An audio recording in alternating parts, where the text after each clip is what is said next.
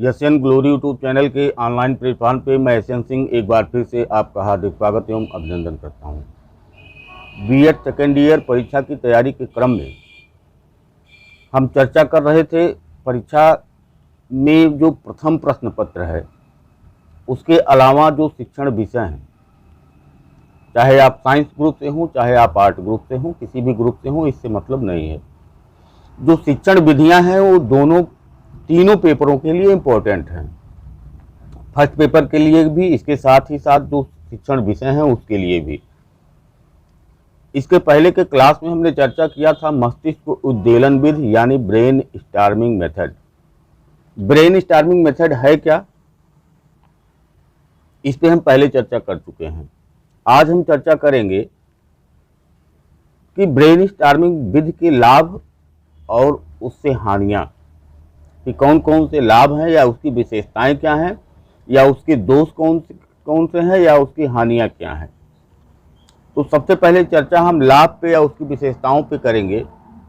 यदि हम brain storming विधि के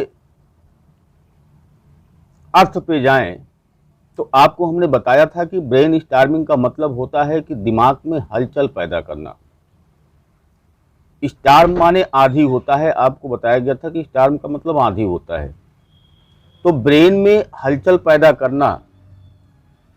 अब ब्रेन में हलचल किस प्रकार से पैदा होगा, जब बच्चों के सामने किसी प्रकार की समस्याओं को रख दिया जाता है और उनसे उस पर सुझाव देने के लिए कहा जाता है या उसका समाधान करने के लिए कहा जाता है, तो उसी में जब बच्चे सोचते हैं तो उसी को ब्रेन स्टॉर्म कहा जाता है, यानी मस्तिष्क उद्दीलन कहा जाता है।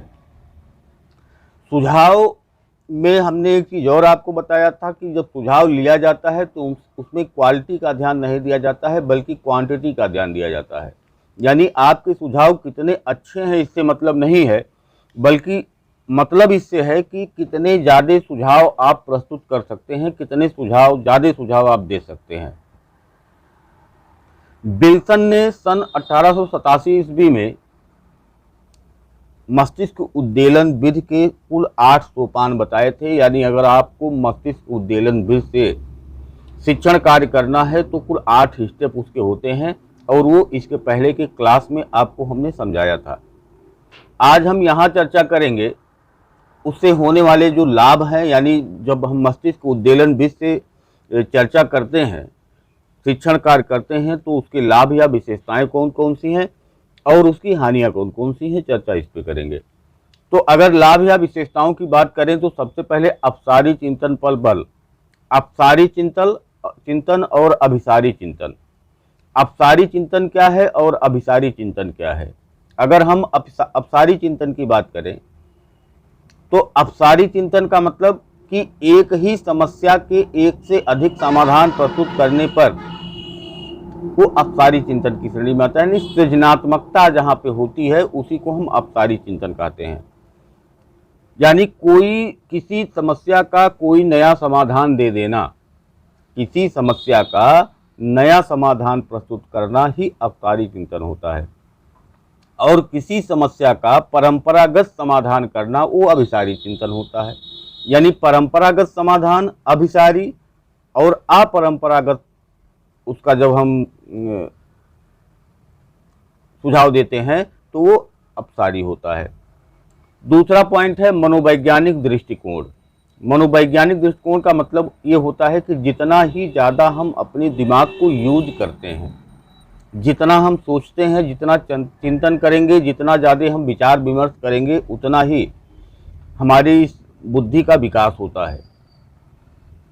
और जब हमारे सामने कोई समस्या एक प्रस्तुत कर दी जाती है और उस पर हमको सोचने के लिए कहा जाता है, तो हमारे दिमाग में जो हलचल होती है, जैसे पजल आपके सामने कोई रख दिया जाता है जिसको हम बुझौनी बोलते हैं, जो जब पजल आपके सामने रख दिया जाता है तो आप सोचते हैं पहेलियाँ, जिसको पहेलियाँ बोलते हैं। जब आपके सामने कोई आता है तो आपके दिमाग में क्या होता है, हलचल सी होती है ना। यानी आप उस पर विचार विमर्श चिंतन शुरू करते हैं, सोचते हैं कि इसका उत्तर क्या होगा। तो इसका मतलब ये हो गया कि जब हम जितना ज़्यादा सोचते हैं उतना ही ज़्यादा हम सृजनात्मक होते हैं। तो इस हिसाब से ये मनोवैज्ञानिक दृष्टिकोण से भी यह उपयुक्त होता है। नंबर 3 पॉइंट है कि लोकतांत्रिक मूल्यों को प्रस्तुत करना। आपको बताया गया कि किसी भी क्लास में जितने बच्चे होते हैं उनको ग्रुप में हम डिवाइड कर देते हैं। ग्रुप में डिवाइड करने के बाद हम उनके सामने समस्या को प्रस्तुत करते हैं और वह पूरा ग्रुप मिलकर के उस समस्या के समाधान को ढूंढने का प्रयास करता है। जितने भी पार्टिसिपेंट होते हैं सबसे समाधान लिया जाता है, यानी सबसे सुझाव लिया जाता है। इसमें यह नहीं है कि किसी का सुझाव अच्छा नहीं है तो हम नहीं लेंगे। हमने सबसे मूर्ख सुझाव की भी बात की थी, तो आपको पता होना चाहिए कि जो सबसे खराब सुझाव होता है वो भी लिया जाता है, यानी सुझाव सबसे लिया जाएगा। जितने पार्टिसिपेंट होंगे सबसे सुझाव लिए जाएंगे। तो ये क्या हो गया, लोकतांत्रिक मूल्यों को प्रस्तुत करता है, यानी सबको बराबर महत्व देता है, सबके सुझाव लिए जाएंगे। तो इस हिसाब से ये बराबर महत्व सबको दिया जा रहा है। इसके आगे चौथा वाला बहुआयामी दृष्टिकोण। बहुआयामी के बहुत सारे आयाम होते हैं। जब बच्चा ग्रुप में काम करता है तो वहाँ पे एक सामाजिक दृष्टिकोण उसके अंदर विकसित होता है। बच्चा 4-5 लोगों के, 7 लोगों के, 8 लोगों के, 10 लोगों के ग्रुप में काम कर रहा है, तो वहाँ पे कोई एक ना एक बच्चा कोई नेतृत्व करेगा। अब एक बच्चा जो नेतृत्व करता है उसके अंडर में जो और सारे बच्चे हैं, तो वह उस नेता, उस जो मॉनिटर है उसकी बात को मानना। समाज में भी यही होता है, हमको बड़े से जो बड़े लोग हैं उनकी बात को मानना होता है। उसका सम्मान करना, ईमानदारी से काम करना, सक्रिय सहभागिता करना, इस टाइप की जो विशेषताएं होती हैं वो इसमें विकसित होती। उसके बाद सृजनात्मक आपको हमने पहले अवसारी चिंतन पर बल में ही समझा दिया कि कोई नया सुझाव प्रस्तुत करना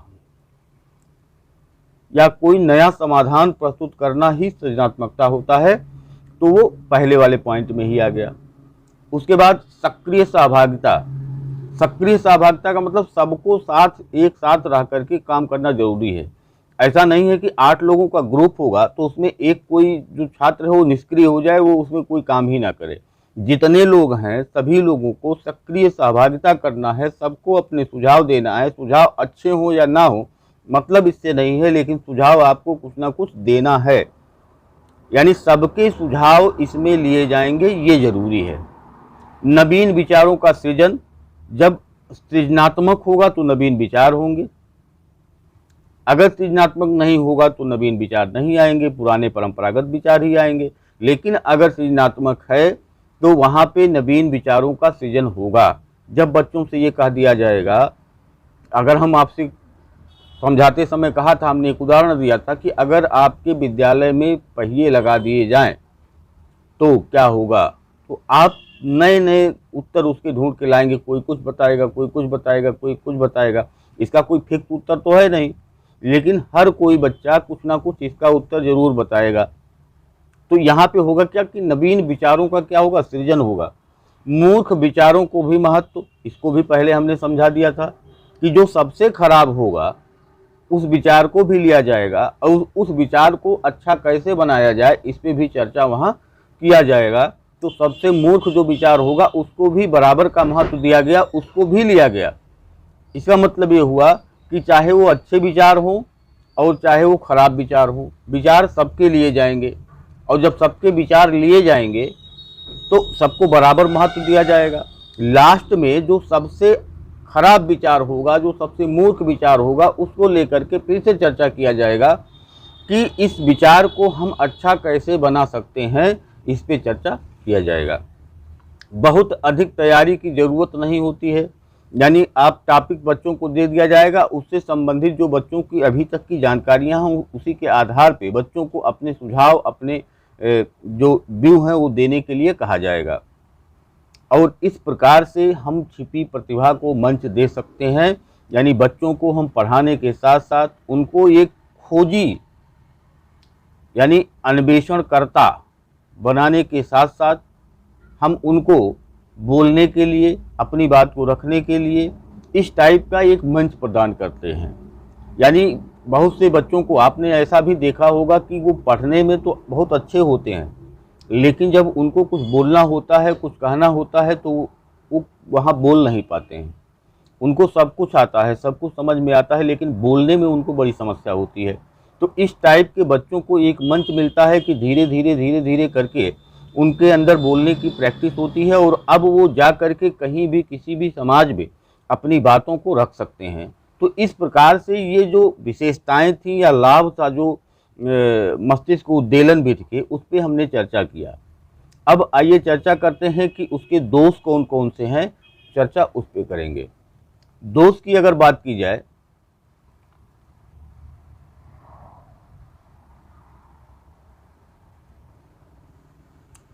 तो दोष में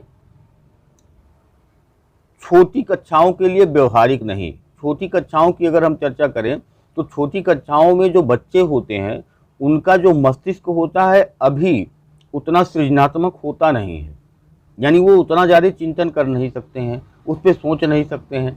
तो उस कक्षा के लिए ये सिस्टम, ये विधि जो है वो व्यवहारिक नहीं है।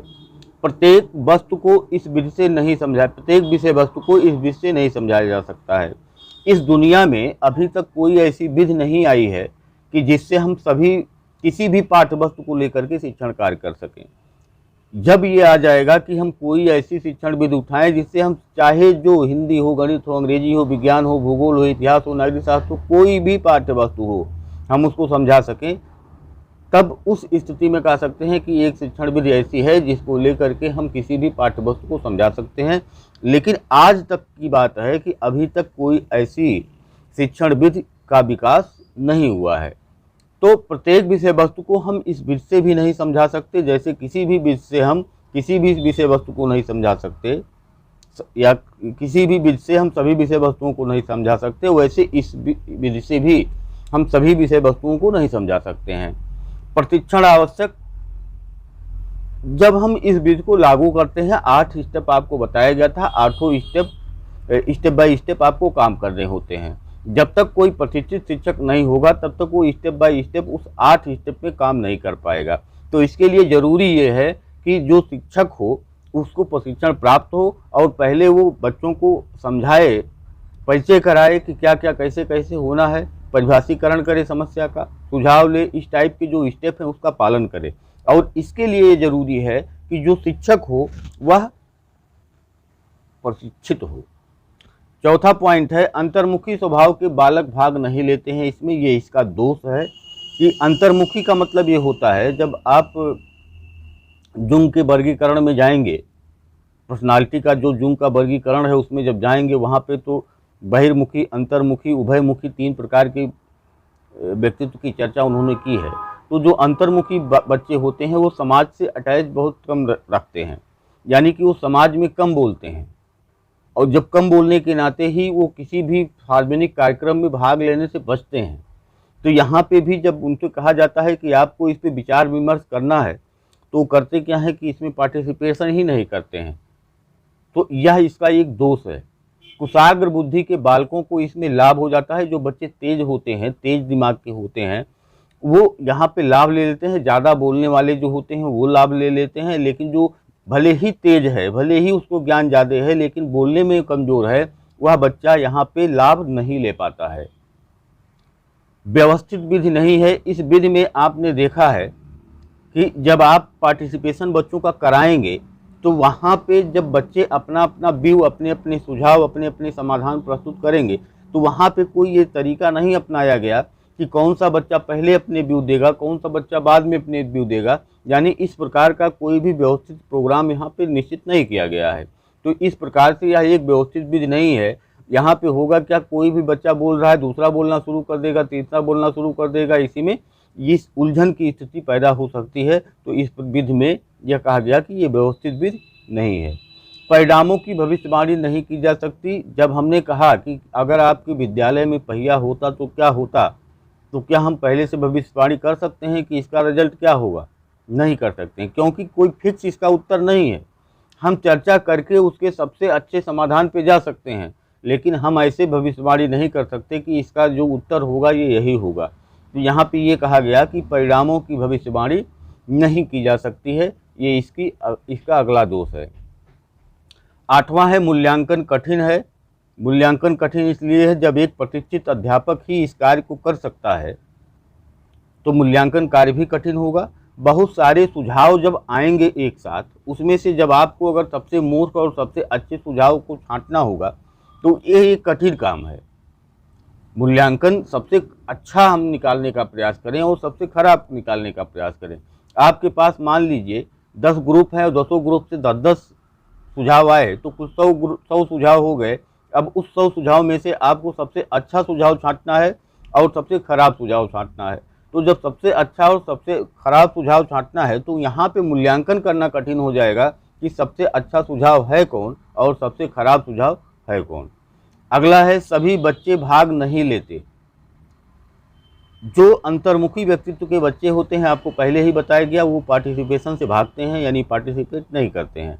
वो चाहते हैं कि इस टाइप की कोई लिखित परीक्षा आयोजित कर ली जाए जिससे हमसे सुझाव मान लिया जाए, वो वहाँ दे सकते हैं। लेकिन यहाँ पे वो सुझाव देना पसंद नहीं करते हैं, यानी समाज में बैठ करके, बच्चों के बीच में बैठ करके वो वहाँ पे बोलने से कतराते हैं, क्योंकि उनका जो व्यक्तित्व है वो अंतर्मुखी प्रकार का व्यक्तित्व है, इसीलिए वह बोलना नहीं चाहते हैं।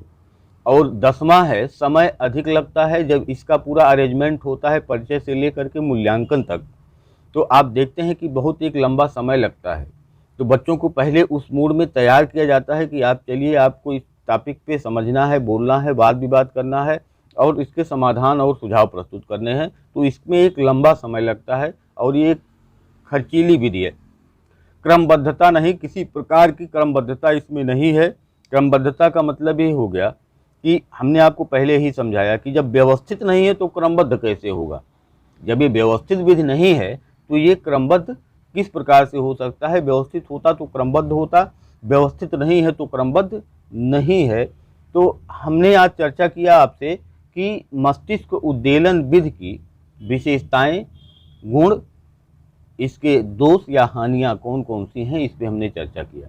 तो इस प्रकार से अगर मस्तिष्क उद्दीलन विधि आपकी क्लास में, आपके एग्जाम में पूछा जाता है तो आप सबसे पहले मस्तिष्क उद्दीलन विधि है क्या, आसबर्न ने इसको दिया है 1887 ईस्वी में। विल्सन ने इसके 8 सोपान बताए हैं। पहला सोपान परिचय से शुरू होकर लास्ट सोपान मूल्यांकन पे खत्म होगा। उसके बाद इसके लाभ कौन कौन से हैं और इसकी हानियां क्या हैं, इस पे हम चर्चा करने के बाद ये पूरा आपका क्वेश्चन समाप्त हो जाएगा। तो यदि आप चैनल पे नए हैं तो चैनल को लाइक करिए, सब्सक्राइब करिए, शेयर करिए, ये काम आपका है।